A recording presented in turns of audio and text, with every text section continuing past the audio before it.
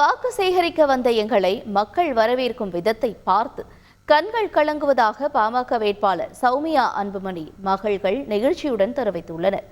தருமபுரி தொகுதியில் போட்டியிடும் பாமக வேட்பாளர் சௌமியா அன்புமணிக்காக அவருடைய மகள்கள் சஞ்சுத்ரா, சம்யுக்தா ஆகியோர் மேட்டூரில் பிரச்சாரம் செய்தனர்.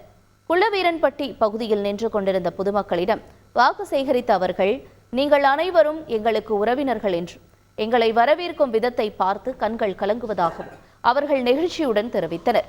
இருவரும் மக்களிடம் பேசிய வீடியோ காட்சிகள் தற்போது வைரலாகி வருகிறது. ரொம்ப ரொம்ப நன்றி எல்லாருமே. எனக்கு சொல்றதே தெரியல. எனக்கு மேட்டூர் ஆளுங்க ரொம்ப ரொம்ப பாசக்காரங்க இருக்காங்க.